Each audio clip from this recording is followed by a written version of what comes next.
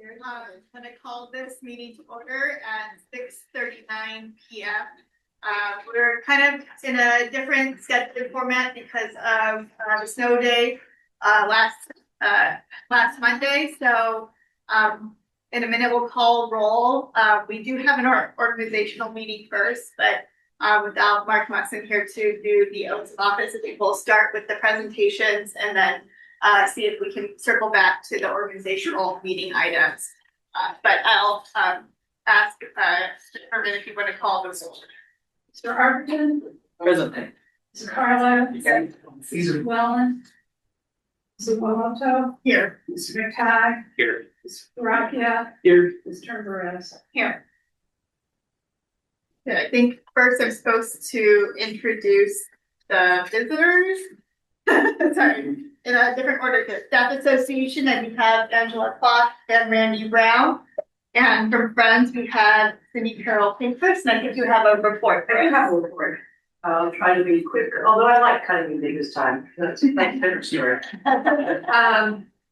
So as usual, the Friends have been busy. One of the things we've been working on in the last couple of months is onboarding our new board members, which is Cindy Pacheco, Eric Yarrow, and Cynthia Kim. And that onboarding is progressing well. Each is finding a nice little niche where they can best contribute to our mission of supporting the libraries. Also, big news, because the final numbers didn't come out till last month, the December mega sale brought in just under $8,900, which included $545 in memberships. And at our last board meeting on January 14th, the board approved a special fundraising campaign in recognition of Nancy Levin's 17 years of dedicated service to the community. It will give our membership, as well as the broader Cleveland Heights University Heights communities, an opportunity to honor and thank Nancy by increasing the funds we have available to grant to the libraries. These are funds that can be used to directly support critical programming in the community and staff. We believe that the best gift the Friends can give her is the knowledge that the important programming that she has championed throughout her tenure will be strengthened by the generosity of our entire community. Very nice. We are also looking forward to the unveiling of the artwork by Devon Brantley at the Noble Branch this coming Wednesday at 5:30, right? And I'm hoping more people show up. We have been holding those funds for the library for quite a while. I'm very pleased that we have found an amazing artist to do that for us. Also, events we have coming up. Friday's First Friday book sale. It's a book, guys, because that's how we make money to get back to the library. We're also going to be having a co-sponsor to the Puzzle Swap on the 15th, which is Sunday. Thank you. Yeah. No, Saturday. No, Sunday. Board meeting's the 16th. Yeah. We also want to be participating in the Cleveland Heights Black History Month celebration at the Rec Center. We'll staff a table, introduce more folks to the Friends or new members, and give away books. We are also really excited and hope to see lots of you there to partner with Gatherwell for an Eat Well event at the Cleveland Urban Winery on March 4th. And that is a soup fundraiser. So we will have board members making soup, come with your own apparel. I have a couple that are good. But I can't speak for the rest of them. With a recommended donation of $20. And again, this will just go into the funds that we can then use to support library stuff. And then that same week is the next First Friday sale. So that's all I have. Any questions? When is Right in the night, dates down. the Eat Well event again? March 4th. Okay. Wednesday at the library. Yep. Darn. Thank you. I think we'll go on to the report on, do we pronounce it, notice? Yeah. Study with Mark Thalen. Thank you, that's me. Thank you for attending it. I look forward to this presentation. We did a lot of work on this analysis and So I'm trying to summarize it as quickly as I can, and I'm sure it's gonna take more time than it should, but that's the title, demographic and socioeconomic, thank you, Dr. Dwight, which is always helping me. Demographic and socioeconomic conditions and a patron borrowing analysis for going through. Okay, with some notes about previous analysis, similar analysis we did in 2012. So the study intends to provide the context for how the library is needed and used by the community, a general background for library staff and board, and the community for understanding the demand for and use of library services, insights into populations and neighborhoods served by the libraries, potential issues of accessibility of and demand for service. And this is all done with tables, graphs, maps, and descriptive narrative. So just for introduction, we did a study in 2012, very similar to this one.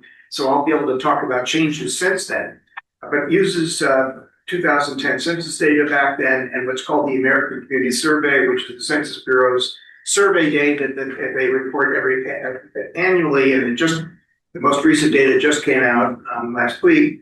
And also using the CleveNet data, I assume you're familiar with CleveNet, on the borrowing patterns from the district's libraries. And back then we used 2011 and the first quarter of 2012, but in order to compare to this, for this study, which was one full year, we annualized the data for comparison purposes. So this report uses the 2020 census and the most recent ACS data, American Community Survey, the CleveNet data again, and this time we were able to add CleveNet and Hoopla for eMedia data for the year, June 1st through 23 through May 31st, 24, and that was actually delayed a little bit because of the Noble work, the closing that took place. So we were able to capture a full year with these dates. So in the earlier analysis, we did it was based on the location of borrowers for each library. We developed service areas, and the current data also corresponds pretty closely when you geocode locate the addresses of the libraries cardholders. They look very similar, although with some differences. So, but we retained the same service area geography so that we can compare and see what changed over time. So, if we look at the service areas, I'm not sure how familiar you are with this, but this is a map of the service areas. This is the Coventry area, and the main library, and the University Heights, and the Noble service areas. So we're going to just describe some demographics for those service areas and for the district as a whole. So first of all, we move to population change. If you look at percent change in population for the district and for the service areas, from 2000 to 2010, you can see some significant losses, population losses were going on in Cuyahoga County back then quite significantly, and had been for decades before that actually. But in the 2010 through 2020 period, that tapered off considerably. So the district actually only lost 0.2% of its population during that decade. And in fact, we see that Noble and University Heights, actually, the service areas actually gained a little bit in population. Okay. The others, Coventry and Maine, continue to lose a little bit, but far less than they were previously.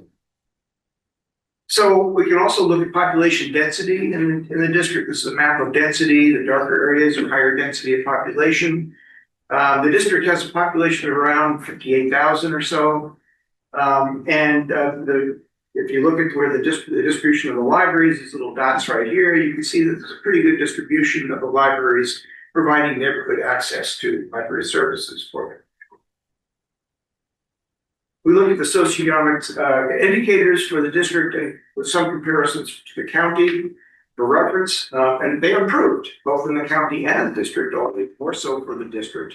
Unemployment declined, income increased, poverty declined, and educational attainment increased. And we can get into a little bit of the weeds on that, but these graphs, the unemployment for the district dropped from the previous study is in yellow here, and it dropped from 9.9 down to 6.6.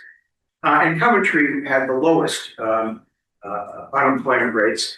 But you can see across the board for all the service areas, library service areas, unemployment decline. It's good news. Household income, this is a map showing by census tract the household income, median household income in the district. Overall, the district's median household income in 2023 was almost 75,000.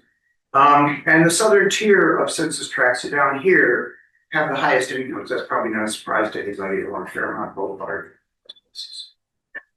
And the district had an increase of 3.5%. This is income inflated, income adjusted. So that's real income increase in the district. The county only had like 2.2%, I believe, income increase. So in poverty rates, I mentioned poverty rates have improved. Overall, the district's poverty rate declined 16.4 down to 13.5. Again, across the board, poverty declined in all the service areas, and also a little bit, at least, but not much, in the rest of the county. Coventry doing very well as Dillon's. Educational attainment. The district is a well-educated community, as you know. This is one measure of it, which is the percent of population with a bachelor's degree or greater, or a person 25 and over. Again, it's the earlier study in these orange bars, and the green bars are the more current data.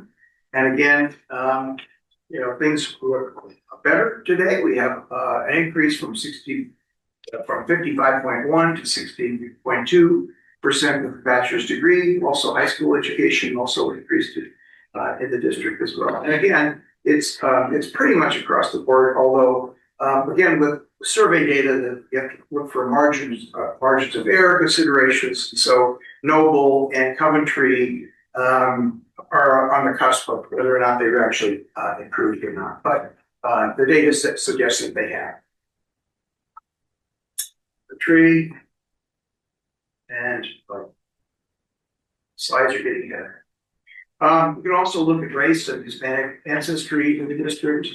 The district is well known for racial diversity, but racial segregation at the neighborhood level has some segregation to it. And so you can see in a map that there are areas of greater concentration of African American population than other areas of the district. So the district overall has 57% African American population in the most current data, and some neighborhoods are more than 75%. The darker purple areas are 75% or more, and the others that are not quite that are have at least 50% African American population. And again, this is the higher income community portion of the district, so you can see the correspondence between the African American population and the income distribution. Racial diversity has increased in the district, but only because percent white and percent African American have declined a little bit, because all the other smaller minorities have increased a little bit. And nationally, we know that people are more likely to respond that they have multiple ethnic and ancestry affiliation than they have previously. So a lot of this is dispersion of that kind of response of the population into some of these other racial categories. So that's the demographic analysis, very quickly run through. Now I'm going to turn to the library patrons and their borrowing. Okay. I know I'm racing through this, but I have a lot of materials. Apologies. So this analysis looks at the number of patrons and the number of visits to the libraries and the borrowing of both physical and online electronic items. The physical items data come from CleveNet, data about hard copy books, the number of books on CD, DVDs, periodicals, etc. And the data from Libby and Hoopla cover ebooks, movies, music, television programs, etc. And all the data are calibrated for that 1 year of data for the study, so we can also compare to previous study. So in terms of library visits, this comes from actually a different source where the data is collected by the libraries about how many people come in the door. And patrons visit libraries for a number of reasons, as you know, not just to borrow things, but also for meetings and use of computers and all kinds of things. Okay. But in terms of the actual visits, we can see the distribution among the libraries. In this way, this is the annual number of visits per library member. And of course, the main library, which covers a larger area and many more people, has the highest number of visits. But the Lee Road has the greatest, but the other districts are too fast. Also have significant numbers, including UH, for example. So we can look at the physical items, the transactions that are taking place. The LeadNet talks about borrowing in terms of transactions, their database. So these are checkouts. And we can look at the checkouts by the library's cardholders, members of the Cleveland University Heights Public Library, but also members of other libraries in the CleveNet system and how they're borrowing materials from this library district, and how many people in this district borrow from materials from some of the other libraries in the CleveNet system. So patrons' home library in the database that CleveNet maintains may not correspond perfectly at all with service areas, but they're used for analysis. Okay, so the number and locations of patrons. First, the number of persons who actually checked out physical items during that 1 year was almost 36,000. That's not the number of items, that's the number of persons who actually participated in borrowing something from the Cleveland Heights University Heights Library, and persons in the Cleveland Heights University Heights library system who borrow from other libraries. So there are about 11,000, almost 500 cardholders in the district. If you looked at it on a per population basis, it's about a fifth or 20% of the population of the district. But we find that many of the cardholders live out of the district, and people in the district have card membership, library membership with other library systems. You'll see that. So this is a map showing the service areas in the shaded colored areas, and the dots represent the geocoded locations of people who have borrowed items from the system. And not all members live in the district. In fact, if we look at a map of borrowing in the county, many of the members of the library don't live in the district. They live outside the district. Not sure how much you knew that, whether you knew that, or the extent you knew that, but we've got some data on that. Based on the geocoded residential location, a third of the Cleveland Heights University Heights members, cardholders, live elsewhere in the county. They don't live in the district. And then is it counting those that live outside the district that get a CleveNet physical book that maybe don't travel to the district but get it brought to their home library? If they're a member, they're counted, yeah. So this is the number of transactions. We were just looking at the number of patrons. This is the number of transactions by zip code. And you can see Cuyahoga County, that's the district right here, and all the other counties in the region. So, there's a lot of people in other counties even that borrow things from Cleveland Heights University Heights Library. Some of them may be members of the library, but many others are just part of other CleveNet members, libraries. So this includes the library's members and others borrowing from this library. The locations of patrons and borrowing have changed significantly since the earlier study changed. So in the 2013, 12, whatever it was, analysis, we found 30,600 library patrons living in the county. And today we find, at least in that 1 year study, we found almost 36,000 in the county. And others outside the county, by the way, it's just within the county. And among those in the county, the 2013 study found that 96 were found to be actually living in the district. Today, it's only 84%. So there's migration, people move. But they love us, so they keep. They do. There's evidence of that. In fact, the difference suggests that the district is drawing more and a greater share of patronage from outside the district. Exactly. So the district draws more borrowers from other libraries than the district's members, cardholders, borrow from other libraries. This is a graph showing that. I've collapsed all the libraries by county down here. So these are our library districts themselves, but whatever libraries are in those counties. And so this is other parts of Cuyahoga County. And the transactions from others from borrowing from this library district are noted here. And the number of members of this district borrowing from other locations is in the blue bar. So you can see that we're getting a lot of transactions from people outside the district. And in fact, if you break it down to the top 10, check out libraries, Cleveland Heights, University Heights Public Library is this first number here. 91% of the transactions take place by members of the library. But Cleveland Public Library members, cardholders, borrow also significantly from this district. So does Shaker Heights. Overall, there were almost 856,000 borrowed and including renewed, which I'll get to, transactions from the district in that line here. That doesn't count members of the district borrowing from other libraries in Cleveland. So that's just so the district's members accounted for about 91% of that 856,000.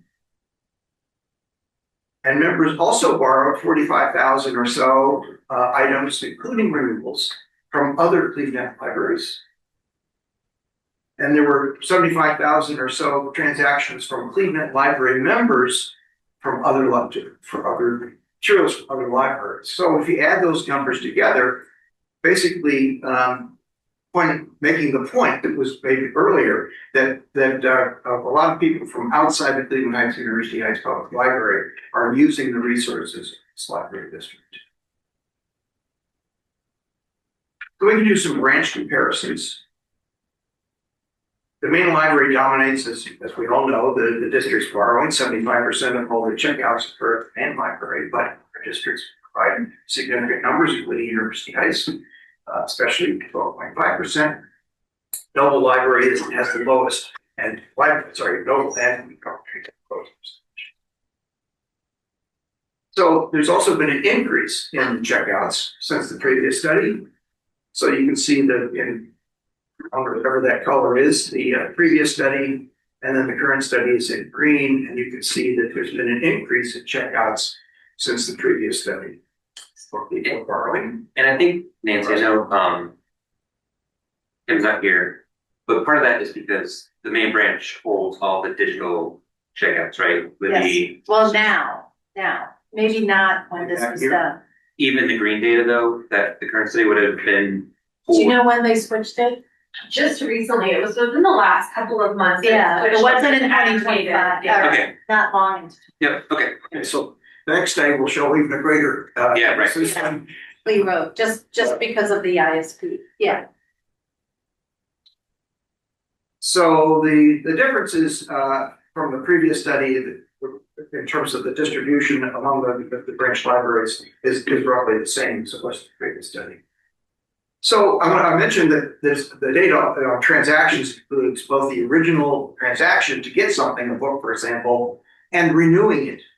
So I wanted to break out the renewals versus the original borrowing. And so you can see in this graph, all transactions are the dark blue. Initial transactions, the initial borrowing of an item is this purplish thing. And then the lighter blue is the renewals.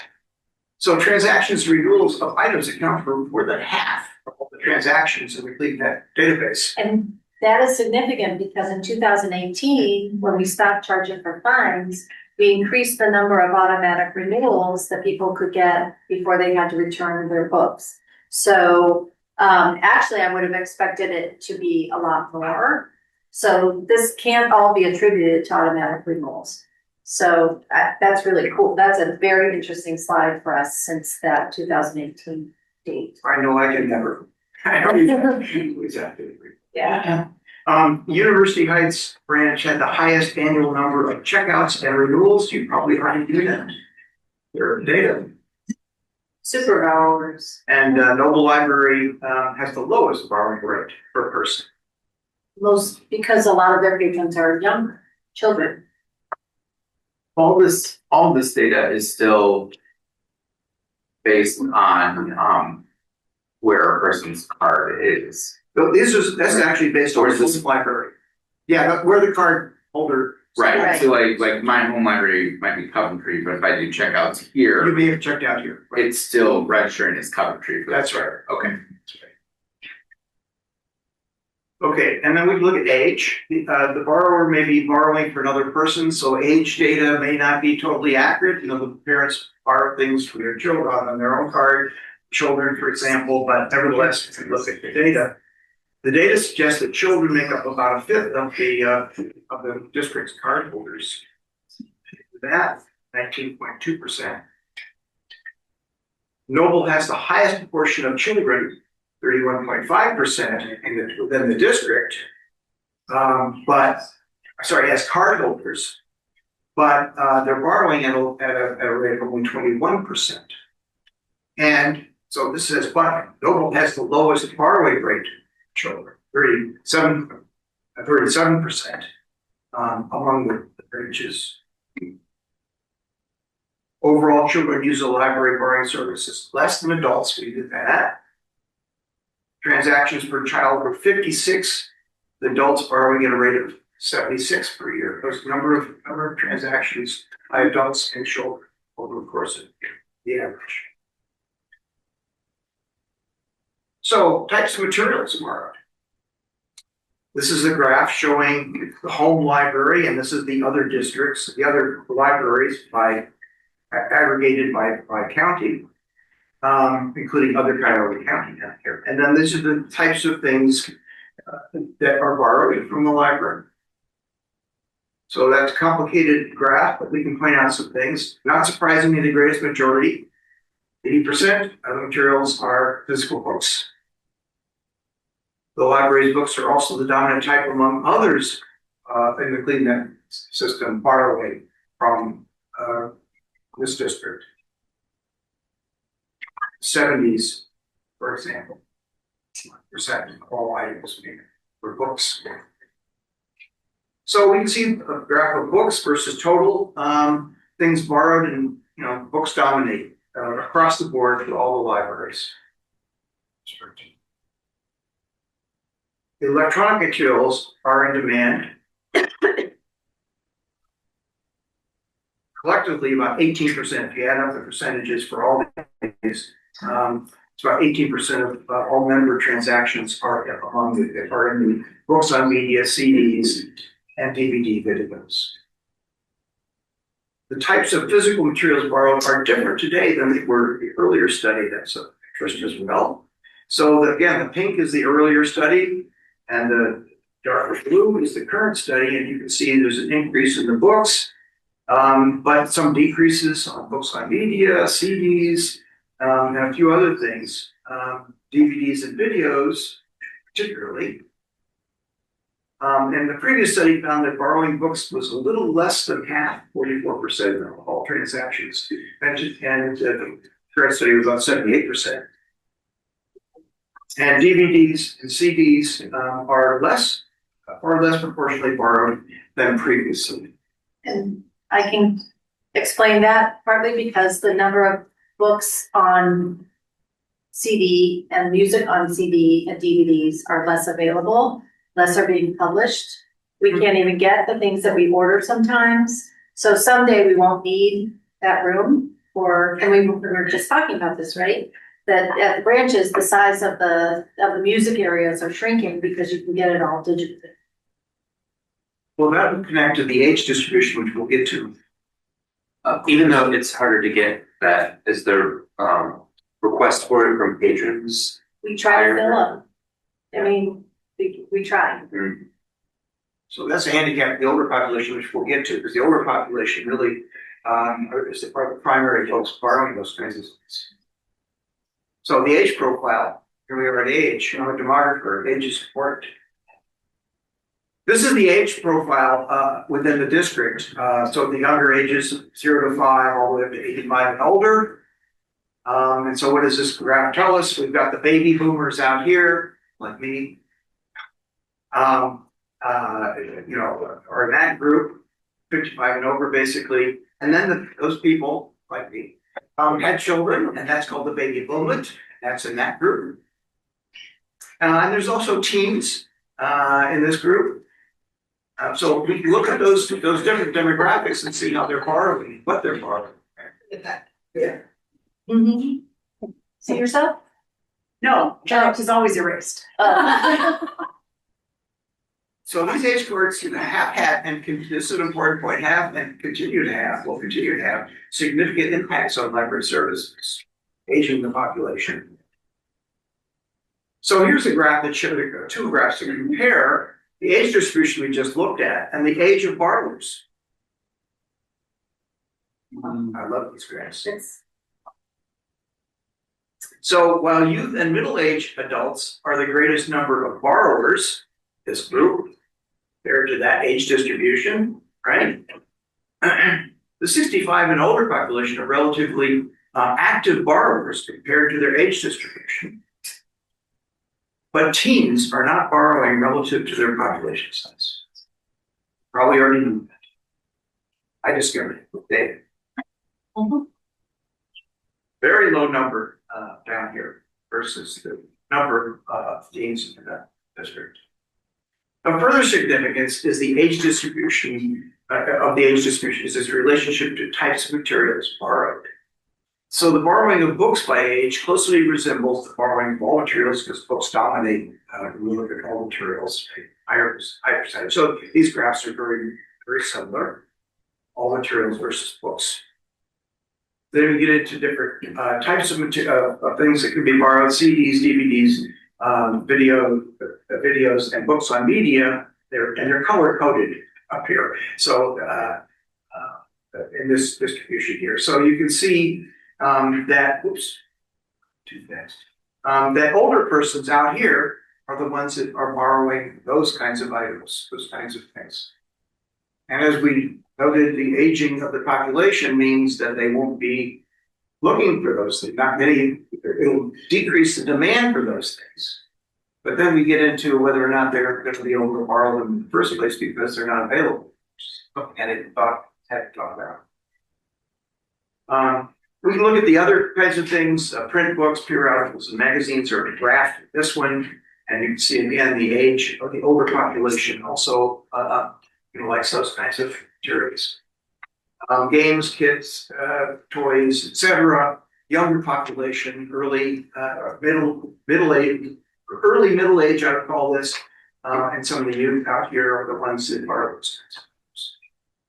And as the age distribution changes, those lumps, those taller points will move throughout the decades as we see aging population, unless there's different migration patterns into Cleveland Heights. So this is the final one. I think the score, the borrowing scores, computer, etc. Again, age groups. So we also have data. That's the data for Cleveland primarily. We also had data from the Libby app, which is our Overdrive company, and Hoopla to look at. This time we didn't have it. Previous study. So the Libby app has been around a lot longer. See that than Hoopla. But this is a comparison of those two sources of media material. And so in both cases, audiobooks and ebooks are the most important items borrowed. Hoopla borrowing offers a little more variety than Libby does. And Hoopla's only been around for about a year, or a little longer, I guess now. But during this year, this study, this was early in Hoopla's life within the district. But there's been a steady monthly increase during that year. I don't know what's happened since, but increased use of Hoopla sort of interest. We might be traveling that a little bit because we pay for Hoopla for CERC. And we control how much we have available. If we put all of our money into Hoopla, the CERC would probably go up, but we'd be broke because it's more expensive for CERC. But with Libby, it's cheaper and it's not throttled that. We get whatever anyone in Cleveland borrows eventually. So it's interesting. There's probably a great thesis on borrowing and cost. Cost benefit Yeah, analysis. it would be interesting to see, but anyway. At the time that this is going on, our primary video was the canopy, right? There Which is was not some included in here, because that was before Overdrive took in. canopy. Okay, it's a smaller service and I don't know, we'd have to look. Okay. We could get you the numbers. Okay, so some conclusions. The communities of the district are part of what's called the inner ring of suburbs in the county and in the region. And those areas like this district's communities suffer from urban sprawl. Urban college, state urban sprawl is a big problem for us, has been for decades. And we've had population loss and economic stagnation or decline in some measures in the region. And so this district suffers from being one of those inner ring suburbs, basically. However, the population loss in the district have apparently stopped, and many of the socioeconomic indicators have also shown stable, if not positive improvements. Saw it in some earlier graphs, right? The poverty rate shows some reduction across the library service areas. Unemployment is down, median incomes are a bit higher. The district clearly serves a population well beyond its borders. I demonstrated that in graphs and maps. The members benefit from sharing of materials and e-media made available through the CleanNet Consortium. Hoopla also provides an alternative source for some of these items. The Lee Road Main Library continues to have overall dominance within the district in terms of services, patronage. The availability of the neighborhood branches, however, provide in-person nearby library resources. And some examples of that, observations from the satellite libraries. Coventry and Noble Library serve smaller areas in population and numbers of visits, transactions, patrons than the Lee, the main library, Lee Road Library, and University Heights libraries. The Noble Library patrons are also less likely to have a college education and have greater proportion of children in school. University Library has the highest number of transactions per visit and visits per patron. The Noble Library has significantly fewer visits per member, check out fewer items per visit, and are more likely to borrow DVDs, videos, and CDs. Borrowing data can be explored for some insights or issues. Of some concern, for example, is that teens are borrowing less relative to their numbers. Maybe that's a subject for discussion. School district, if it's not already, about those things.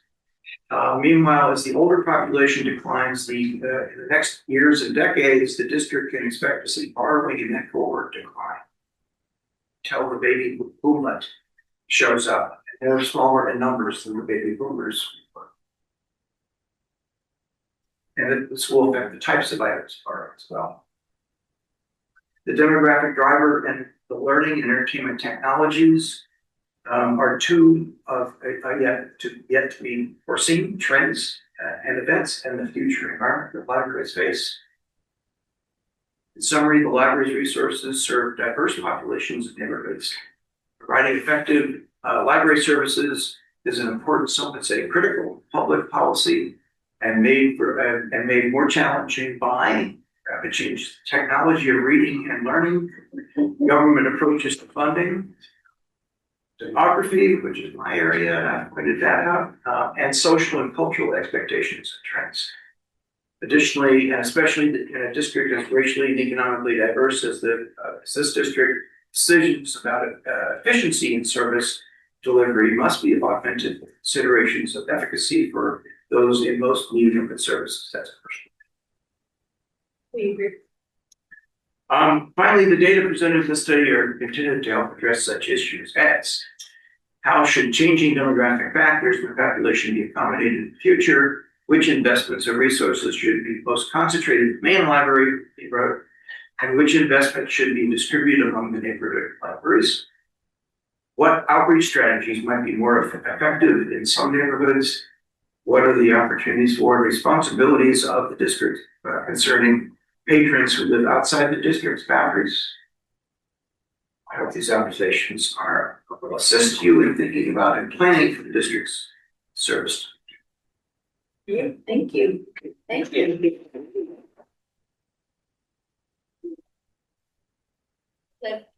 Such interesting information. I know that Kim had convened a committee and has also been looking at this data. Debbie, did she send her report? Yes, it's a report.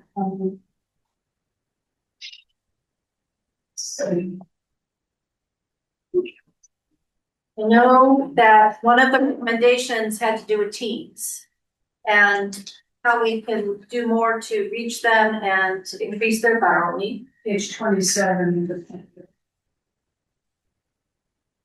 Here we go. So on that page, it says notice study action items. So services for teens was a highlight that they pointed out. Increased library card sign up outreach activity to the high school and middle schools. Continue to work on effective strategies for marketing library materials to teen customers while recognizing that their lives are very busy. Use Analytics Station, which is our internal data analysis and sourcing to determine what the most popular materials for those customers are. And today I printed out a report like this long of what the most popular materials are. Increase e-media purchases for this age range. Market the benefits of reading for pleasure and targeted outreach. So those were stuff for teens. And then for children, and continue visits to the CHUH Tiger Camp and emphasize summer reading and library card signups. Target existing school partnerships to increase library card signups and opportunities. And again, targeted outreach. And then in collections, it says, with the rapid decline of CD and DVD borrowing, think about moving the existing collection to the second floor of Lee Road. A separate room for AV materials may not be the best use of space anymore, and having all adult services collections in one place means one less service point. So that was a recommendation for Lee Road. There are still dedicated AV spaces at Coventry and UH, and as those collections decline, we may be time to think about rearranging things. And then Nobles is down the middle, so it's not quite the same as UH and Coventry. And then they answered a couple of questions. How should changing demographic factors in the population be accommodated in the future? It's another page or so. I don't know. Okay, I'm not gonna read it all. Sorry. Thank you. So take a look, but this will be guiding us when we start talking about the strategic plan. Because we only get this data once every 10 years and it's fascinating to figure out how we can respond. And I guess I'm surprised and happy that things are looking a little better in the community. While racial segregation still exists, I don't know if the library can always change that, but certainly we do. I mean, collections is one part of the many things we do. And as a whole, the whole profession has moved to also looking at other data. It used to be the only thing. Now we look at meeting room uses and door counts and programming response and things like that. And I think it's very important that we combine that data with the collection data as we make some decisions, because certainly we've invested a lot in Noble. Not necessarily because they check out more books, but because their services are needed and appreciated. And it shows, we've chosen a different value system, like you suggested, to measure some of our services. So thank you, Mark. Thank you. Thank you. Want to come back and do it again in 10 years? Sure. I won't be doing it, you can figure it out. Are there any other questions? Do we have a copy of the comparison Yeah. that we gave? Okay. Yeah, it was sent about a month ago, Okay. and it's just called Notice Study. Might be good to get the slides. Yeah, Right, yeah, because I saw it, I saw that Thank you. before, but yeah. just words. When you get to levy stuff, this is also very valuable. And if you're thinking about doing improvements to buildings, it'll also, especially Lee Road now that we're gonna pivot back to that part. Thank you. I would say, I know a lot of demographers and I know a lot of stats people, but I've done a lot of presentations. That's excellent. Thank you. Very good job. Thanks for coming back. We, I'll get you a copy of our report too. Okay? Thank you. Next we have the annual security report from Brandon Grant. Thank you so much for having me, and I will not be as long or as comprehensive as last year, but I really thank you for your attention and having me again. This year was luckily not very exciting for us. It was I think we were very positive, but we looked at a lot of the incident data because as of about March, I kind of changed the data a little bit. I wanted to see what specific kind of actions were happening, and so I delineated those, got a little more granular with just what was happening inside of our incidents. So I just kind of wanted to represent those a little bit. At the end, we have some numbers on that, but I like sharing the good news. So we had a lot of good successes this last year. So in the system as a whole, you know, we reviewed and clarified a lot of the safety and security service and admin policies. A lot of great suggestions done there. We embedded security as a unit in service and administration as a service that we provide. But we really improved guidelines on some things that are really helpful to us. Having unattended children and vulnerable adults, it's a common issue, but having, you know, solid footing to stand on was a lot better. Now we're able to, you know, clearly state what the rules are surrounding children and vulnerable adults. Very clear protocols to match, the same kind of folks. All right. For training, I'm sorry. We did update the incident report, like I mentioned. I got a little more granular. There was not much to the core information that changes, like the who, what, when, and the what's are all in there. But the what just got a little more fine. So that was pretty well received, and I think it's encouraging more reporting too. That's why when I look at the numbers, I take a step back and, I'm not seeing like more incidents happening, but I'm seeing more reports. And that's one of the very clear distinctions that I want to make in the data. So one of the things that we improved also was talking about one of the big questions that we had was, how do I know a person is supposed to be put on a building or if they're still suspended? So we're trying to do, we're making headway into creating a secure database of known individuals that have been suspended, in that only staff may access them. They've all been instructed as to, the kind of the confidentiality that we commit to our customers. It returns them the list, when we're able to add in security footage and things like that, a clear picture of, who to be on the lookout for. These folks are identified through reporting and then, following up with investigations and incidents. For our training, though, we had a pretty good year with a few different courses. And I hope I sufficiently answered the question too about ALICE training. I think that is, paramount, especially with what happened with Shaker last year in April. That was, a tragedy. I reached out to Gary Harris down there to, communicate with him and, just kind of see what we can do, not only to support, but to, match that kind of threat. So we're putting in place active shooter trainings with CHPD, and we are very close to getting UH trained within within your deadlines there. I've already gotten messages back from CHPD, so they're willing and ready to help fill in for UH, which made a logistical challenge last year, it turned out. I've also been adding on-demand training videos too for staff. There's a lot of questions as to what to do when, and certain things can be really readily available with. Well, I think the NIH has a great video on like the last administration. It's good to at least review what they have, at our disposal and share that as needed. We do provide those tools to the public, and it's one of those things that the more people know about it, the more people are equipped to help handle an emergency situation. Under surveillance in our equipment, we did replace a few failing video recorders and equipment at different locations. I was pretty strategic with some of those, but we implemented all of these park cameras out there and update a lot of the aging systems that were out there. Still continuing to do that, plugging that away this year, but I think we handled quite a bit last year, which was really helpful. We also just went through camera by camera.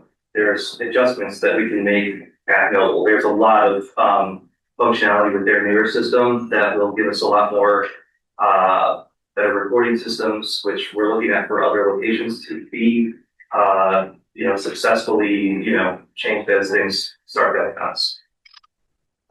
So I like that we have Noble as kind of the bellwether to test exactly how well this is working, and then Peace Park followed that. So it was really great to see that kind of develop a little further. A lot of these adjustments to camera placements, I'm using basic geometry. A lot of times the panoramic cameras, they're looking at either 180 degrees or 360 degrees. I find it easy to just use those in place of areas where we need to monitor a whole area rather than target individuals or their faces or anything like that. Lobby areas have all those and things like that. But a lot of that just is basic geometry. It's kind of easy sometimes when I'm plugging away at those. We also have the door. When you walk outside there at the lobby, you'll see Circulation has a new door with swipe card access in order for a couple different scenarios. Mostly active shooter was the primary reason for that, but also there's any kind of trespass or just giving staff a little bit more safety barriers there. And so far that's been working out well. It was just a logistical challenge, I think, inside of the room, but we're really proud of that change. We have also just did a couple of Noble staff entrance improvements. I know that they've been trimming a lot of their doors in the way they're set up, and so we've been plugging away at making sure that they have both key card and keyed access at the same time. It's not enough to just rely on one system. So we're continuing that work. We also have this was one of my favorite things, was the bike lock lending program. That was for just a few dollars. We could grab up a bunch of just cable locks and padlocks and say, you're putting your bike here at our place. Hey, you forgot yours. Come find us at a desk, and we'll issue you one for the time being here. We hold on to the key. We hold on to the ability to unlock that and say, use at your own risk. And it's easy enough for us to just walk out there, unlock the bike, and say, that's bike that prevented for the day. Comes in handy a lot for our team, customers, but it could be anybody really. We have that at every brand. We do.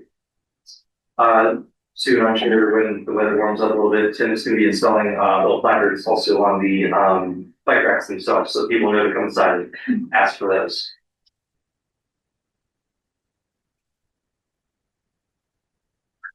And lastly, the intrusion system. I just made sure to do things in a way that made sense for our operations. I think Lee Road is split into two halves with the building over there, and the way it was arranged before worked, but not with the cleaners and with the Obama staff. It wasn't functioning the right way. So I had to work with Power Alarm to get a solid, here's a building, they're all operating off the same system, and it makes a little more sense now, so they can turn off their alarm if they need to. But the next, part of it is, the incident data. So like I said, I do like to take a step back and think of it in terms of these are, when people have events that happen in the library that are just, either elevated, escalated, or emergency situations that, I'm just really glad that they're reporting as well as they do. But for each of the places, they have their own amount of, events they get, and you'll notice that, of course, Noble out of the branches, takes up the majority of those. They have a lot of after-school activity, and, between all of the, I actually broke apart, the Lee Road building here, because I find that it's most, applicable to see where things are happening, not just across our system, but in our buildings. But we totaled about 51% between VHTIC and, all the departments here. Again, University Heights, they have the least amount of incidents, but, nonetheless unusual than the rest. They all deal with their own intense kind of situations, as well as, your garden variety after school kind of teenage, behavior and things like that. But total, we really didn't have much of an increase or decrease there. One thing that was notable about the numbers, though, is that Noble Branch is, again, now it's a full year of service, so they would have more than last year's, just based on, they're being closed for half the year there.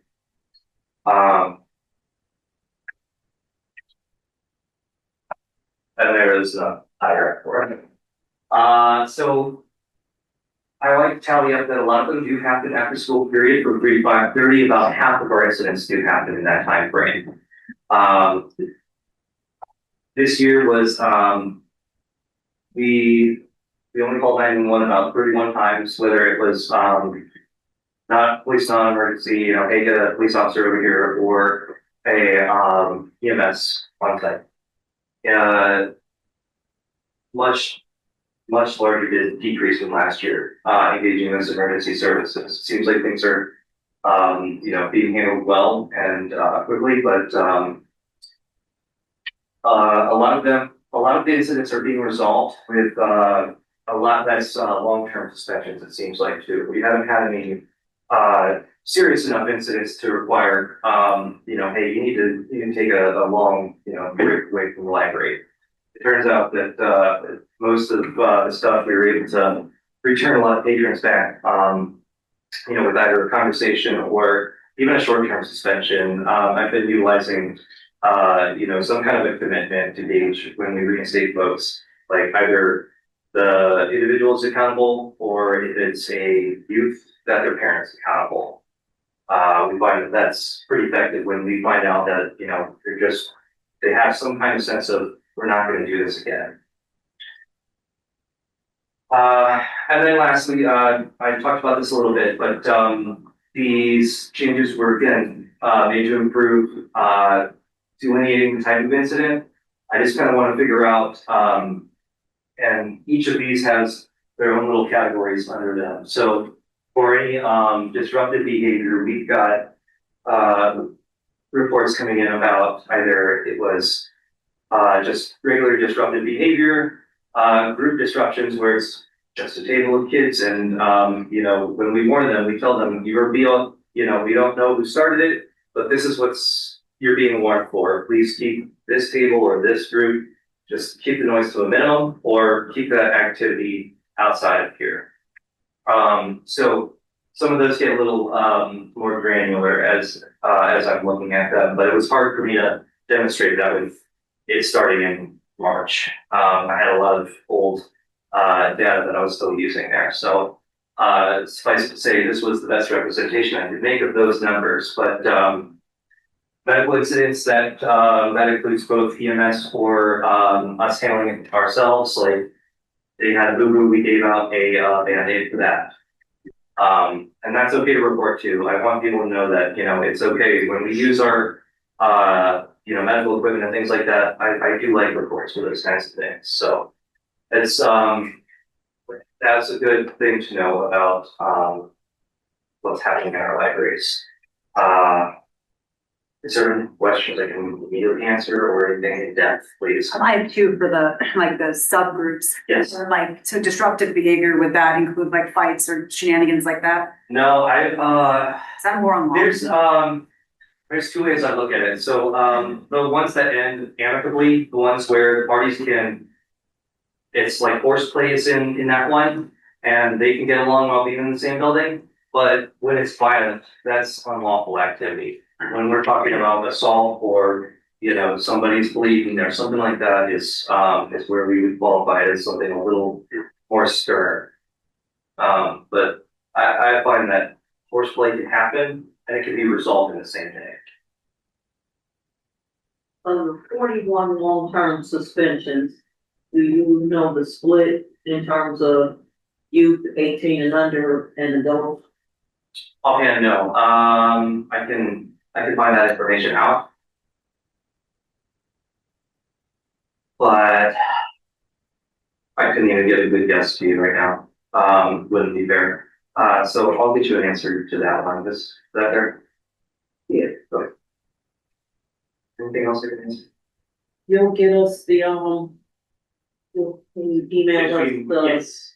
you know, the responses to the other things, which Yes. was not just that university will have the training, but the dates on the 3 that have already occurred. Of course. Thank you. Thank you. Thank you all so much. Brandon. So you want to, before we go to the rest of the regular agenda, can we have the board approve the planning calendar? Well, I So was we can send that. going to ask if Mark Munson is coming or if there is a alternate. I did go out to check with the city, so I would assume he's not, but not by this time. So I'll contact him tomorrow and see if we can come to board meeting, next, the week after next. Okay, and if not, maybe we can have someone else. Yeah, we'll find an attorney, because it has to be someone that has a notary. So do we then go to the slate of officers and committee assignments as the first resolution to approve? It's gonna skip the oath. So we have a resolution to approve the appointment of our officers and committee assignments listed in the board packet and on the screen. Is there a motion to approve this slate? Is there a second? I'll second. All those in favor signify by saying aye. Aye. Anyone opposed? Alright, that passes. Then we have the election of fiscal officer and deputy fiscal officer. Be resolved that the finance manager Deborah Herman be appointed fiscal officer, and her term shall be should it be to today's date, February 2nd, until the organizational meeting of the board in 2027, and be it further resolved that assistant finance manager Kimberly Austin be appointed deputy fiscal officer. Her term shall also be from February 2nd, 2026 until our organizational meeting in 2027. There a motion to approve that election. So I have a question before we do that. So if we're doing the date based on, right, we would have some witnesses swear you guys in. Yeah. Right, so wouldn't we actually backdate it? Is that possible? Because aren't we not covered from the lapse from the one we did last year that would have ended presumably our second meeting? It ends with the organizational. And this is considered the organizational meeting. So it ends with the meeting, not with the date that we had. Right. Okay. Right, so That's a good I have a motion from Ms. Carlisle, I think for a second. All those in favor signify by saying aye. Aye. When opposed, passes. Then we have the adoption of the 2026 calendar, planning calendar, which is several pages of the board packet and needs full through on the screen. Is there a motion to approve the planning calendar? I'll make a motion. Is there a second? I'll second.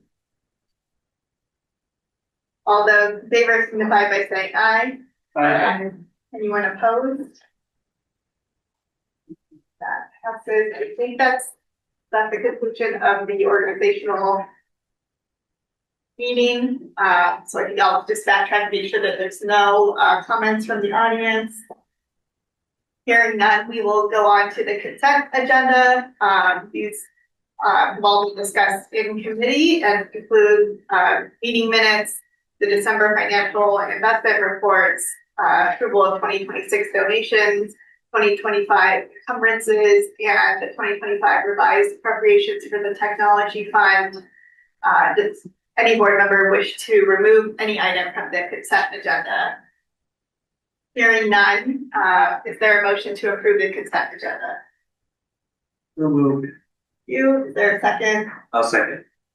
All right, can you call, or is there any discussion, questions? Call the roll. Mr. Albertson, Aye. Ms. Carlisle, Yes. Ms. Juwan, Yes. Ms. Iwamoto, Yes. Mr. McTighe, Yes. Mr. Toracchio, Yes. Mr. Ambrose. Yes. It's approved. Financial report. Thank you, Ms. Iwamoto. I'd like to report we have the books closed for January for the fiscal year 2025. And as you can see on the bar graph here, that 69.21% of our revenue came from property taxes last year. 24% came from the public library fund for the state of Ohio. And then interest income was a third largest source of revenue. And those three total 96.59% of all of the money. So when you count in passports and copiers and the like, it's not much money for taxes and public library fund money that account for the majority of our revenues for general operations. And unfortunately, this year, based on information the county auditor has certified to us, that our public library fund revenue for this calendar fiscal year will be $72,000 less than it was last year. And because they're seeing much more delinquent taxes because of the increase in property values, they're certifying $352,000 less in our real property tax collection for this year. So now those are numbers that we are dealing with. On the expenditure side, salaries and benefits last year were 65% of the total expenditures. Purchase services, which is a very large category, which includes like all of our utilities, program speakers, computer software, cleaning, snow plowing, insurance, building maintenance. That was 20%, and then 10% of the expenditures were for materials, books and CDs and the like, and that accounted for 95% of the expenditures last year. And I also wanted to give you a graph to show that since 2014, well, the graph shows from 2012 to 25, the capital improvement, the board made a decision when the levy was approved in 2014 to dedicate money towards improving all the buildings. And since that period of time, the library has transferred 25 million out of the general fund with the building repair fund to work on keeping our facilities up to date and the only other things I'd like to point out that there were some questions about is if you go to page 13, the rent for this past year is higher than normal. And typically what happens is Obama pays us rent based on their ticket receipts, and they close their books in September and certify it to me. And usually I give them an invoice in December or January. They're on a July to August fiscal year event. So it looks much higher than it should be because we received 3 payments from them in this count in 25 calendar year instead of getting that in 24. And we also got a large settlement from the county because they collected more money as a fee on our property taxes than they needed to do the reappraisal. we received a refund of $103, almost $104,000 from the county auditor's office, so that increased our revenue projections in that. And if you go to page 14, you can see that we only spent 87% of what our budget was last year, which was at $13,620,000. And this year's budget has only a 1.4% increase, but that's the 2.8%. So we're doing very well financially. Does anyone have any questions? Thank you. I think next we have Personnel Committee. Sloan?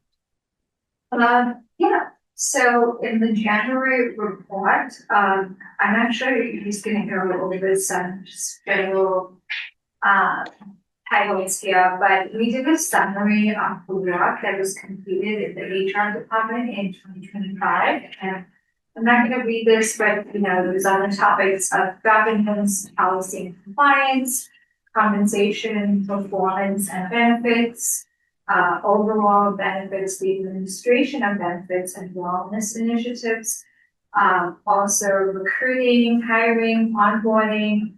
Another category was training, development and engagement, DEIA metrics, as well as employee relations, safety and operations. I also provided a summary of our annual hiring in 2025.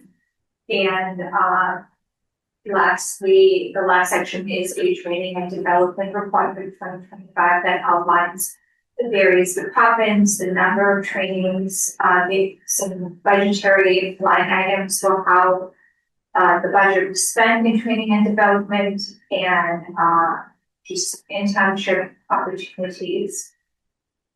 Does anyone have any questions for me based on this?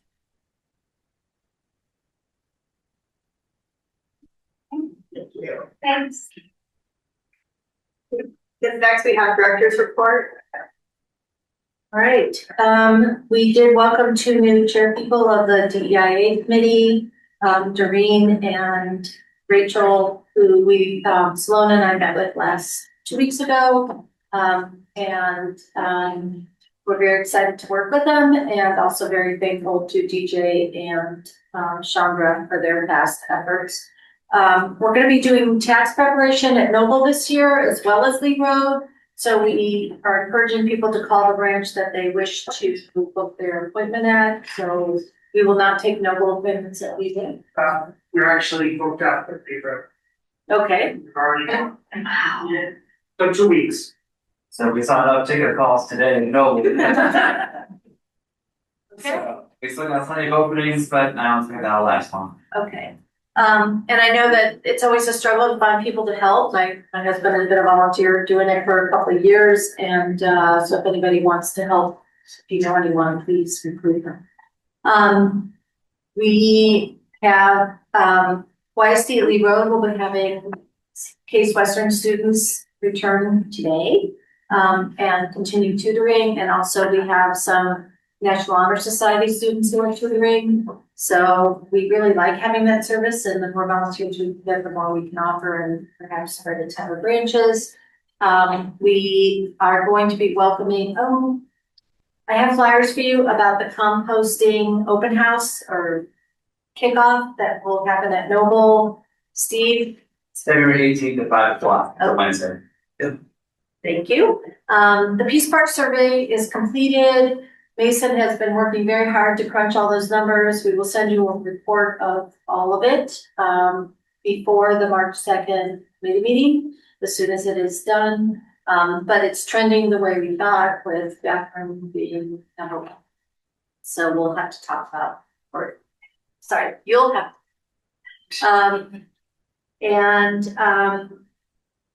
Let's see, all of the tenants at the Coventry Peace Building are gone. The keys have been turned down, the water's been turned off, it's been locked up. And so we anticipate that our expenditures there will go down, but we also don't have any rent. So the sooner we take care of that building, the better, to get that off our plate. Emily Dennis continues to be our liaison for all things Coventry Peace Building, and they do walk through the building, at least every 2 weeks. And Maggie's keeping an eye too, but if anyone sees anything, we don't want any blights, let us know. Very exciting Big Read kickoff will take place on February 28th at the West Side Market. And we have over 100 programs planned throughout the county for all the libraries doing this project, which is huge. And I just want to again thank Mason and Kayla. They started it, they ran it, they keep having meetings, and it's just going to be so exciting. And I want to hear about it. And the opera is going to come and also make a visit in Columbus, so our cost just went down. It's great. And you'll look at the list, but this year we're gonna go to the City Club for this. And if we have more money later in the year, we'll go to the Ennisville Wolf, but we're gonna prioritize this since it's our project. And you did receive a copy of the technology plan summary in the committee report. We'll talk about that later. The PIA plan is almost done, and you'll be getting a copy of that in the next few weeks. And then Kim has already been interviewing potential facilitators for the strategic plan. I think she chose someone based on availability, timing, and cost. And she'll be telling you more about that when we meet on the 16th. I have reports from Kayla and Mason attached to my report, as well as a very detailed report from Maggie about the Peace Park and all the activities there. One of the things I want to say is this year was unusual. We cannot keep this up unless we have more staff. So I told Maggie, do not think that you have to repeat this next summer. If we just don't have the facility, the people to do this. So if we ever want to really program the park in a big way, I think we should hire a part-timer and have that be their full-time job. And then they can be the person that also greets the different people who will come and takes care of all the contracts and all the other. Extra work. Yes, it was. So I thanked her profusely because she loved it. She wanted to do it, but this was unusual. And who knows if we'll ever get a Ohio Arts Council grant for World Heritage Conference again. But people love the park, and it was the site for an action last week for cilantro taqueria. It's one. Pardon? It was cold. It was no colder than Minneapolis. So that was really exciting that people thought of us and wanted to use it. And we did talk to Mark Musson about maybe making a speaker's corner kind of place at the park with rules. And I will share those with you. And if you like that idea, you could decide to do it or not. But in London, where they have a speaker's corner, there are rules about you can't use hate speech, you can't promote violence, there's a whole bunch, you can only do 10 minutes, there are all these things. So if we wanted to have one, that would be cool. Certainly the programming that also happened at Coventry around the Peace Park was really interesting and exciting and much more outdoor focused. And that's exciting too. And Steve Egsty, who was a teacher, is so good with the gardening and with the children. And I love it that we're doing all of that. And then there have been many partnership opportunities with Max Bax and just forgot my head. Amy. Figurine, thank you. Just take a long look at that.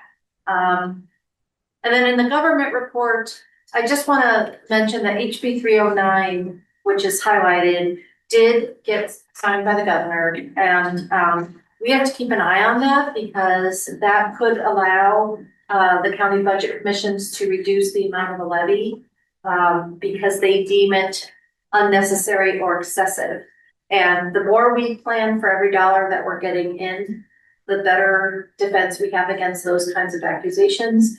And therefore, I do hope we will do a facilities assessment again this year. And then you've got the notice action items for Kim. So that's the. And next is the public service report. And maybe for the interest of time, we'll skip it and let you read it. Kim is out of town, so she will see you on the 16th, but she apologized for not being here this evening. There's some really amazing programming going on at all of our branches, and of course, the mobile food pantry is still getting in the hundreds. I'm very happy we canceled it when we did last week before the snowstorm. But hopefully by February 23rd, it'll be balmy and get back to. I don't mean any disrespect by skipping the public service report, but I know we have a lot to do.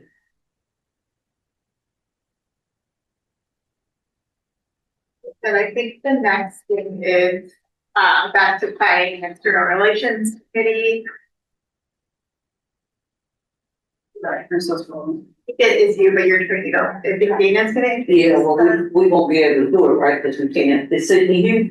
She's not here, but you can do it. We can. Yeah. I thought we were gonna swear her in with the. Well, we can't, she doesn't get sworn in because she's in the FFHL, but you can, but the board of trustees has to approve her appointment. So, Yeah. do I need to read it because she's not? Yeah, All right, so, the appointment of member to fund for the future of Heights Library. Whereas according to the bylaws of the Fund for the Future of the Heights Library, FFHL, new directors must be appointed by the supported organization, Cleveland Heights University Heights Library Board of Trustees. And whereas Sydney Atkinson possesses the necessary skills and willingness to serve and has been vetted by the Board of Directors of the FFHL. Now therefore it be resolved that Sydney Atkinson shall be appointed for a 3-year term to the Board of Directors of the Fund for the Future of Heights Libraries, effective February 2nd. Right, Yeah. Today, February 2nd, 2026 through December 31st, 2028. I sent you information about her. She is a very well-suited candidate. She's a CPA and a financial professional. And she lives across the street from the park on Washington. She's African-American. She's lived in the community for a couple of years, but when she lived in Austin, she was on a bunch of boats. I'll just add that it didn't go off really quick, but she and I know each other from our kids' daycare, and she was at the grand opening of the Peace Park and attended the fundraiser at the garage shop, so has been involved since before considering joining. That's nice to see too. I'd like to make a motion to approve the appointment. Second. Does anyone want to down as a second then? Should Oh, doesn't matter. Any discussion? Mr. Arberton? Yes. Ms. Carlisle? Yes. Ms. Llewellyn? Yes. Ms. Ivamoto? Yes. Mr. McKay? Yes. Mr. Trachia? Yes. Mr. Rose? Yes. And the reason why you approved her appointment is the change in the bylaws of the FFHL to make sure that we have direct control over the tightly controlled group that the FFHL is. Yeah, and then just operations, just the details on what was in the consent agenda. So if we continue to scroll down, I think the next thing would be new business. Are there any items for new business? Yes. Right. So the personnel committee has met and we chatted with both Nancy and with Debbie about 2025, is that right? Yeah, 2025 performance going into 2026. So we have a couple of resolutions that we've done to that effect. So 2026 compensation for director, whereas the Board of Library Trustees is responsible at its annual organizational meeting for setting the salary for the director And whereas the Board of Library Trustees takes into consideration the results of its performance evaluation of the director approaching her February 2026 retirement. And whereas the board has recently completed its most performance evaluations of the director. Now therefore be it resolved that the 2026 annual salary of the director will remain the same and a one-time bonus payment of $2,000 will be made. And I will move. Okay. Second. I need to call. Do you call a roll on this or is it five? If you want to vote. Mr. Arberton, Yes. Ms. Carlisle, Yes. Mr. Welling, Yes. Ms. Iwamoto, Yes. Mr. McTighe, Yes. Mr. Toracchio, Yes. Mr. Burris. Yes. And our second resolution is 2026 salary of fiscal officer. Whereas the library board of trustees is responsible at its organizational meeting for setting the salary for the fiscal officer. And whereas in setting the salary, the board of library trustees takes into consideration the results of its performance evaluation of the fiscal officer. And whereas the board has recently completed its most recent, there's a lot of recent performance evaluation of the fiscal officer. Now therefore be it resolved that the 2026 annual salary of the fiscal officer shall be $109,673.78, a 2.8 increase from the 2025 salary. This increase will be effective retroactive to the first pay in January 2026. Now I make a motion to approve. Second. Any discussion? Can you call the roll? Mr. Arberton. Yep. Ms. Carlisle, Yes. Mr. Welling, Yes. Ms. Iwamoto, Yes. Mr. McTighe, Yes. Mr. Toracchio, Yes. Mr. Burris. Yes. Patty? Yeah, I did those. Yes, I was trying to ready. Any other items of new business? Or unfinished business, let's say that. If not, I will entertain a motion to adjourn the meeting. Second.